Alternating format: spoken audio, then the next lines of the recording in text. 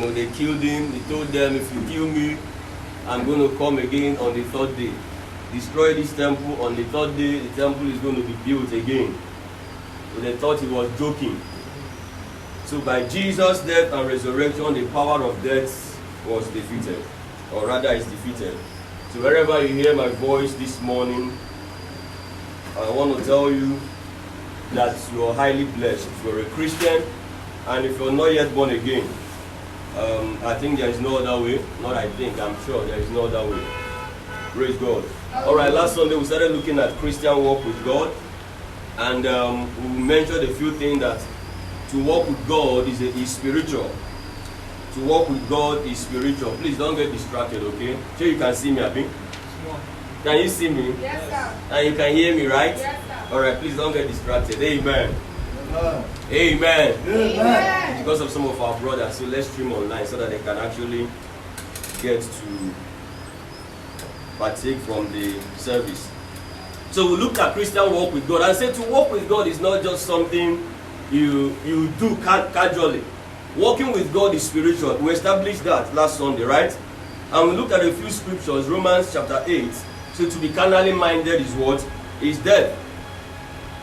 And those that walk in the Spirit fulfill the calling of the Spirit. But those that are in the flesh always carry out fleshly lust to fulfill the works of the flesh. Now we say to live by the Spirit or walk in the Spirit, you need to understand spiritual framework. Just like the way you live in the flesh, you know the right food to eat, you know the right things to do, you take your bath, you shower so that you will not be smelling, right? That is the same way we need to understand what it means to walk in the Spirit. So we established a few things that day, and we said there are things that guarantee a perfect walk with God. Number one is understanding of who Jesus really is and his mission on earth. And number two, accepting Jesus as your Lord and Savior. We say holiness and righteousness and must. Now handling offenses, anger and forgiveness. And number five is our thought. So today I want to start looking at who Jesus is. And also knowing fully well that today is our Easter celebration service. We're going to be looking at who Jesus is and the name Jesus. Yesterday we looked at the blood of Jesus, right? Yes, sir. The day before yesterday we looked at his death and the significance of his death. So today we're looking at the name Jesus, his reason. His reason. Who is Jesus? And then his name. I'll try as much as I can to see if I can compress the message. But please follow me carefully. Now we say, who is Jesus? Let's look at Matthew chapter 16. If you have your Bible, follow me to Matthew chapter number 16. Let's see something. Matthew 16. We're going to read verse number 13 to 15. Matthew 16, 13 to 15. It says, when Jesus came into the coast of Caesarea Philippi, he asked his disciples, saying, who do men say that I, the Son of Man, am?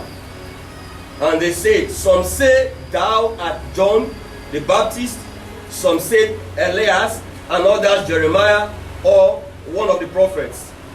And verse 15 said, he saith unto them, but who say ye that I am? Let's stop there for now. All these my disciples, Peter, James, John, they've been following me for a long time. Alright, this time, do you know who I am? I say, Rabbi, people are saying you're Jeremiah now, some say you're a prophet, some say you're Elijah. And then he asked them, he said, who do you say you now? Leave waiting people to talk. Let's forget them say now. Who do you think I am? Who do you think I am?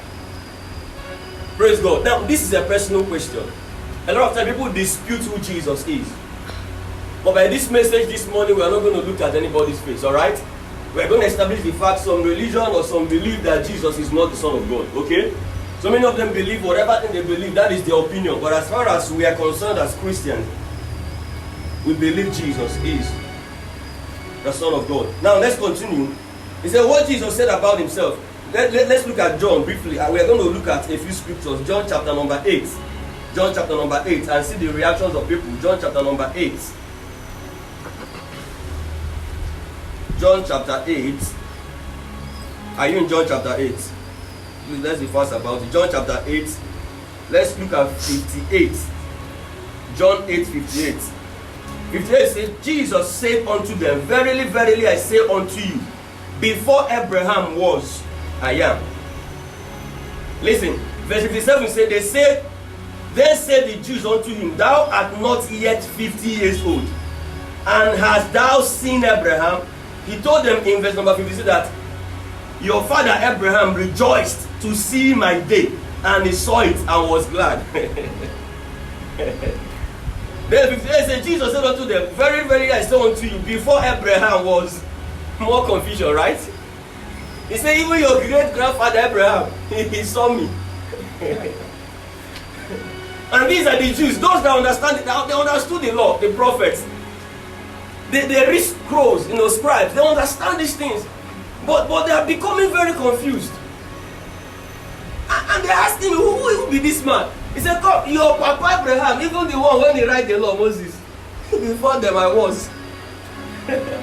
Now look at what they said. Verse 59 said, then took they upward stones to cast at him. But Jesus hid himself and went out of the temple, going through the midst of them. Now the problem is not that he's saying that he's God. Though. If he has said he's God, the Romans, they had a lot of gods. So even if glory comes out and say, man, I'm a God, they will say, we understand. Even some chairs in our community are gods. Praise God. But he said before Abraham was, I am. That means he's referring to Genesis chapter 3. Where God sent Moses to go to Egypt, and he said, tell them that I am, do what? Sent to. So they referred back to that, and that's why they wanted to kill him. But I want to shock somebody this morning. Please follow me. In John chapter 10, can we still see that? Just follow me. I want to browse some scriptures before I enter the main message. In John chapter 10, let's look at verse number 27. From 27, I will be fast. He said, my sheep hear my voice, and I know them, and they follow me, and I give unto them eternal life, and they shall never perish, neither shall any man pluck them out of my hand. 29 says, my Father which gave them me is greater than all, and no man is able to pluck them out of my Father's hand. Now look at verse 30. He said, I and my Father are what? Verse 31. He said, then the Jews took up stones again to do what? To stone him. Thank you, Holy Spirit of God. Look at verse 33. Then 32 says, Jesus answered them, many good works have I shewed you from my Father. For which of these works do you stone me? 33. The Jews answered him, saying, for a good work we don't stone thee, but for blasphemy, and because that thou, being a man, makest thyself God. So they want to stone him because he said, I am my Father. Or even other ones he's been saying, they were managing it. Praise God. Hallelujah. He said, my sheep, I give them eternal life. Intimate reference to God as my Father. I am my Father. These are the statements that prompted them to stone him. They wanted to stone him. He said, we don't have problem with you. Now, these are scribes. Who are scribes? Scribes are intelligent people, professors that studied the scroll. They studied. No, the Bible was not written like this initially. It was written in Greek. Alright? You read it like story. It does not like chapter or verses. So these people understood that Jesus is going to come. They have read it in the prophets. They've been taught that Jesus will come. But yet, they understand Mary lived with them. Praise God. Hallelujah. Now Jesus is manifesting himself. And they are doubting him. And now remember, we're looking at who is Jesus, first of all, before we enter his name. They were doubting him. Several times they picked up stones to stone him. I and my Father are one. Now, let me say this. When he said, I and my Father are one, what was he implying? He meant that he is God, right? Now, a lot of us are confused. I was discussing with a pastor recently, and he told me, sir, I never knew, even as a pastor, that Jesus is God. I said, what? He said the thing is confusing. Now, let me tell you, there's what is called Trinity, okay? Trinity, a lot of persons say is God in three persons, okay? And a lot of religion or some believe that Trinity is different. We don't have three gods. Please pay attention carefully. We have only one God. Because man failed, God looked for a way to redeem man. So there is need for God to come again as man. So he came in form of Jesus with flesh. So the Trinity means God can function in three places. But I've told us here in church that apart from the three places or three ways he manifested himself, God can function more than that. In Acts of the Apostles, we saw in chapter number 2 that Holy Ghost descended on them like fire, right? That's manifestation of God. Now, in that Trinity, God manifested himself as Jesus, as a son, to be killed.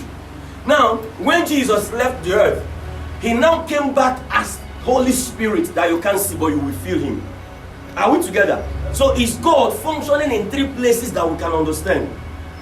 That's Trinity.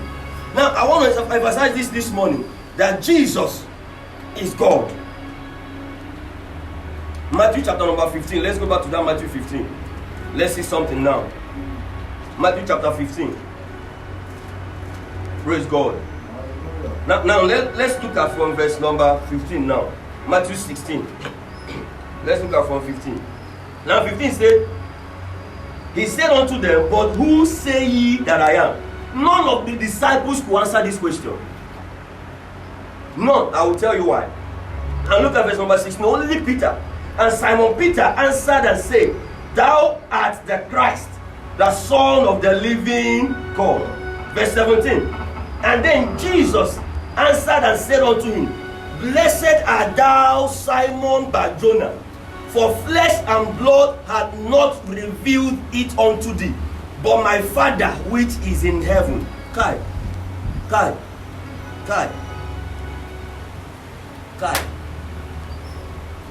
So Jesus was with them.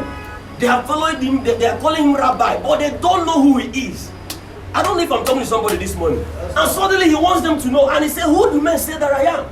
And all they say, you Elijah, you're this one. Do you know why they called him Elijah and Jeremiah? Because he's manifesting miracles, all right? So they said, this is Jeremiah. We know how he manifested miracle. We know how Isaiah manifested miracle. We know how these people wrought wonders in their time, Elijah and all that. So they are referring him to this. That was why he was telling them that the one greater than your prophet is here. Okay. Now, Peter said, thou art the Son of the living God. And Jesus said, Peter, flesh and blood, human knowledge, education knowledge has not revealed this to you. He said, but my Father which is in heaven. Now, I want to tell you this morning categorically that Jesus is a revelation. Jesus is what? A revelation. That is why a lot of people are in church, but they are not Christians. Because they have not come to understand the personality and the person of Jesus. Am I talking to somebody this morning? So Jesus is a revelation. That's why he said, Peter, flesh and blood has not revealed this to you. And look at the response of Jesus immediately after saying that. Verse number 18. He said, and I said unto thee, thou art Peter, upon this rock. Thou art Peter, comma. He said, and upon this rock I will build my church, and the gates of hell shall not prevail against it. Now listen. He said, Peter, you have received the revelation of who I am. Now upon this revelation, Peter, upon this rock, a solid foundation, upon the revelation of Jesus, I will build my church. Are we following this morning?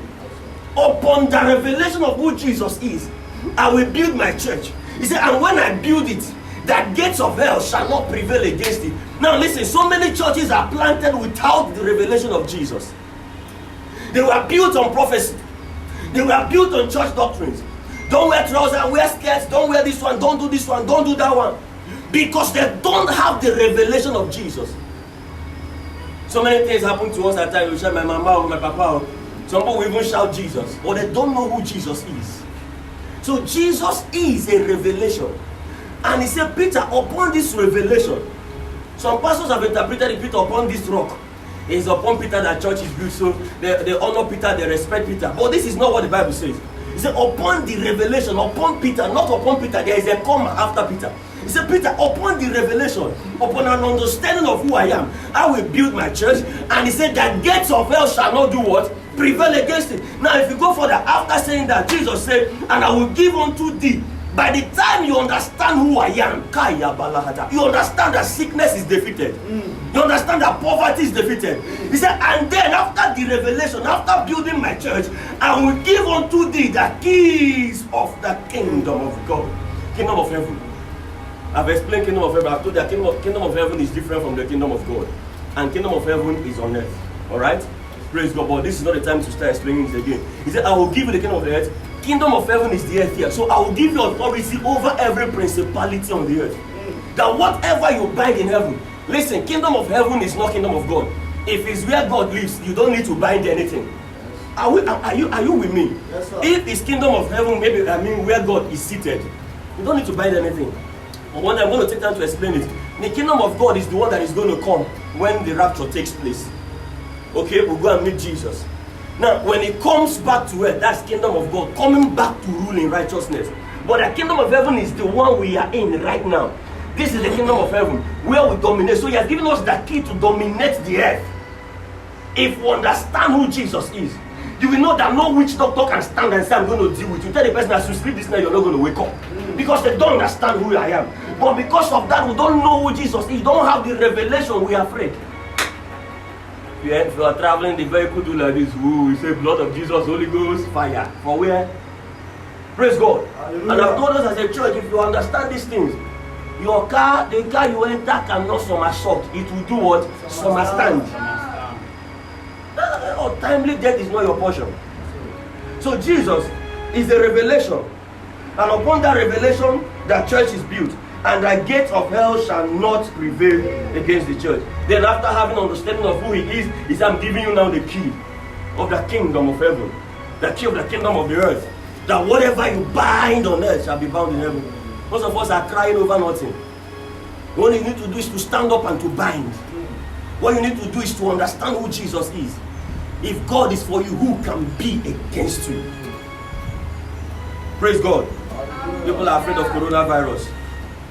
And they are running, they are hiding in their room. Let me raise that was just thinking, I said, let me see how long these people are going to hide in their rooms. Let me just see how long. People are already tired. In fact, I even heard a report that people are dying already. You run away from coronavirus, you enter your room and you die. What's the difference? Let's have a revelation of who Jesus is. Now let's look at the name Jesus as I begin to round up. The name Jesus, Matthew 28, 1 to 7. I want to read it fast. Matthew 28, from verse 1 to 7. Matthew 28, 1 to 7. Now, he said, in the end of the Sabbath. You know, today is Easter Sunday, right? Say amen. Amen. In the end of the Sabbath, as it began to dawn, toward the first day of the week, came Mary Magdalene and the other Mary to see the sepulchre. And behold, there was a great earthquake. For the angel of the Lord descended from heaven and came and rolled back the stone from the door and sat upon it. He said his countenance was like lightning and his raiment white as snow. And for fear of him, the keepers did shake. Remember when Jesus was buried, they told Pilate, and don't worry, he said he's going to rise again. Let's put soldiers by his graveside. Anything that once he wants to get up, we'll just finish him. So they placed soldiers. One angel just appeared when the time came. Let me tell you, when your time of miracle comes, no native doctor can stop it. Amen. Jesus has risen. Now look at verse number 5. He said, and the angel, okay, verse 4. And for fear of him, the keepers did shake and became as dead men. And for fear, and the angel answered and said unto the women, fear not yet ye, for I know that ye seek Jesus, which was crucified. Verse 6. He is not here, for he is risen. Somebody say he's risen. He is risen. Shout it again, say he's risen. He is risen. And he said, come, see the place where the Lord laid, and go quickly and tell his disciples that he is risen from the dead. Hallelujah. Amen. And behold, he goeth before you into Galilee. There shall you see him. Lo, I have told you. He resurrected from the dead. He didn't disappear and start doing like spirits. He went to Galilee. Oh man, look at me again. It's not just, I'm not, you know, some people, they say they die, they talk to ghosts. I see ghosts. Jesus was not manifesting as ghost. Listen, if Jesus has not risen from the dead, Christianity is damned forever. Yes, sir. That's the difference. Now we're looking at his name. After he resurrected from the dead,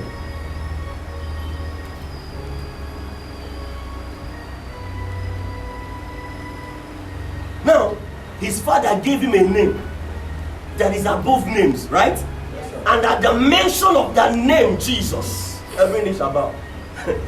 And then Peter understood this. In Acts chapter 3 verse 6, Bible said that Peter saw a man lame, impotent in his legs. He said, I don't have anything, but I've come to understand the name that works in everything. He said, I don't have money to give you. Silver and gold have I none, but I want to practicalize the name.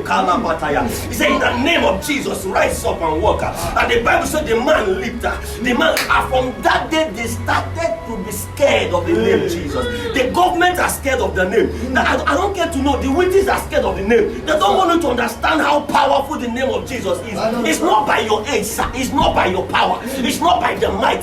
If somebody can understand the name Jesus, a man that died, he said on the third day I'm going to come back. On the third day, not minus 1 minute or plus 1 minute. At the accurate time, Bible said an angel came down, rolled away the stone. But before that angel rolled away the stone, in Romans chapter 8 verse number 10, that was if the body is dead because of sin, he said the Holy Ghost will give you life because of what? Righteousness. On the cross, the Holy Ghost left him. That's why he cried, Father, why have thou forgotten me? Because of you, because of I. And I told you, it was not the nail that held him on the cross. It was the love that held him. He can as well lose himself from the cross, but instead, just for him to redeem I and redeem you. And now his name is exalted above demons. His name is exalted above principality. Peter practicalized it and we saw it.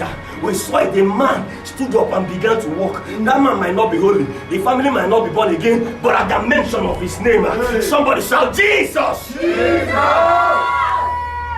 Kalabalabadaya. Kapatapataya. So they began. People became afraid of the name Jesus. They thought by killing him they would end Christianity. Somebody hear me this morning. Jesus is no longer in the grave. He's no longer in the grave. His resurrection defeated death. And his ascension to heaven defeated the law of gravity. Yes, sir. Yes, sir. The devil and the world and the government are afraid of his name. If you look at some things, when I was small in secondary school, we used to study CRK. You know, a teacher will come and teach us who Jesus is, teach us who Elijah is. But recently they removed it because the government are afraid. No matter how much they remove it, the Bible is still revealing who Jesus is. They remove it from the kindergarten class. They remove it from the secondary school. Even in the university, what we study is religion, right? A man will come into the class and say the gods that we have are deities. They are this one, that they don't teach us Jesus, even in school. But that one does not matter because they are afraid of his name. Why are they afraid of his name? Philippians chapter 2 verse 8 to 10. Bible says at the mention of his name. Let's look at Philippians. Quickly look at Philippians. I want to round up now. Philippians chapter 8. Oh Holy Ghost, thank you. Philippians chapter 2. Chapter 2. Let's look at verse 8. He said, I'm being found in the fashion. I said, why are they afraid of the name? I'm being found in fashion as a man. He humbled himself and became obedient unto death, even the death of the cross. Wherefore God also had highly exalted him and given him a name that is above name. And Bible said that at the mention of Jesus, every knee will do what? Bow. Of things in heaven, of things in the earth, and things under the earth. And that every tongue shall confess that Jesus Christ is Lord to the glory of God the Father. He has given him a name. That is why the government are afraid of Jesus. They don't want people to mention Jesus. And they are shutting down the churches now so that Jesus will not be involved in their evil. Let me tell you something. If the church can rise up and pray, the Bible said the government shall be upon the shoulder of the church. The government shall not be on the head. The government shall be on the shoulder. But because some pastors are envelope pastors, we collect envelope. They say lock your church there. Let me tell you, what is killing people is not coronavirus. Yes, sir. Yes, sir. Yes, sir. Yes, it can be. It's possible that coronavirus is everywhere. But what will kill people more is the fear. Right on, sir. Right on, sir. Now they shut down church because I told us that church is the only one that has the revelation of the plans of the devil. Yes. So when the church is open, they can flourish. If my people who are called by my name shall humble themselves and pray, say I will heal their land. If they will pray. But today we are locking up the churches. Why? Why are churches shutting down? We don't understand the power in the name of Jesus. Yes, sir. I don't want to be arrested.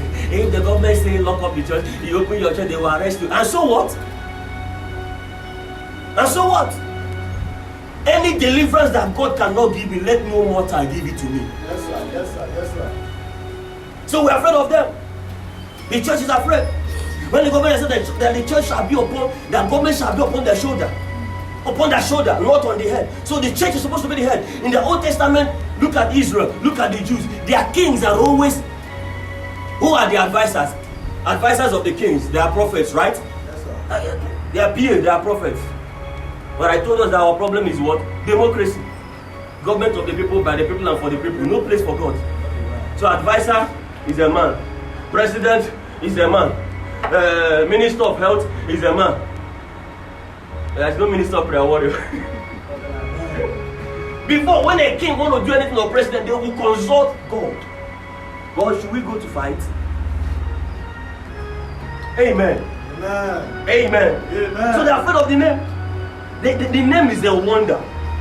In Mark chapter 2 verse 12, Jesus raised the paralyzed man. In Mark chapter 6 verse 51, he walked on water. In Matthew chapter 8, the devils checked out of men and they were amazed at his name. The name Jesus is working.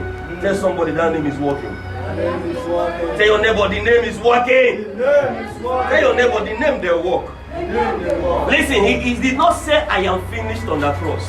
I don't know the situation you're going through. I don't know the situation you are into right now. I don't know what your problem is. Is it money? Is it health? Is it spiritual? I don't know what it is, but listen to me. That name is the work. That name is the work. I have tried and I've seen that Jesus, the name above name works. He has been exalted above every name. And I told you recently, he said, he did not say I am finished. He said what? It is finished. Stand to your feet, everybody. It is finished. Even Pilate understood. While he was trying to sentence him, he was afraid. Go and study your Bible. In Matthew chapter 28, he was afraid. This 27 or 28. He was afraid. And the Bible says even after he condemned him to death, he wrote by himself, Jesus, King of the Jews. And he now say, in 1 John, the Bible says something in 1 John. Holy Ghost, thank you. 1 John chapter 4 verse 17. He said, as he is, so are we. Now let's think about that before we pray. The Bible says, as he is, so are we. Listen, as he was, as he was, listen, before he died as he was, right? Yes, sir. He was raising the dead people. He was healing the sick, restoring the blind. Yes. As he was. And the Bible now says, as he is now, so are we. He has defeated death. That is who we are now. Yes. In other words, nobody can kill you. I tell you here, Yes. no witch woman from your village can kill you. Yes, sir. If you understand this name, anywhere they bury your blessings, if you understand this name, those things will resurrect and come back to you. Amen. It doesn't matter they gang up against you. The name of Jesus is above all names. Yes. As he is now. So I'm a spirit, and I'm human too. I can do anything. As he was powerful. And then he died resurrected. That is who he is now, sitting on the right hand of God. And he said, as he is, so are we in this world. The Bible says we are seated in heaven with him, far above principalities and power. The name of Jesus. The name of Jesus. Before we close this service, I want to pray for those that are watching me online. From wherever you are, I bring the name of Jesus to your doorstep. If you have not given your life to Christ, or you're one of those that believe that Jesus is not God, it is time to begin to have a different mindset. For Jesus is God himself. If you have not given your life to Christ, just say after me, say, Lord Jesus, today I come before you. I'm sorry for my errors and mistakes. I accept you today as my personal Lord and Savior. Lord, be the Lord of my life. In the name of the Father, Son, and the Holy Ghost. I ask the Holy Ghost to come inside of me. Forgive me my sins, Lord, and help me to serve you to the glory of your name. In Jesus' name we pray. Amen. Listen, we are going to pray this.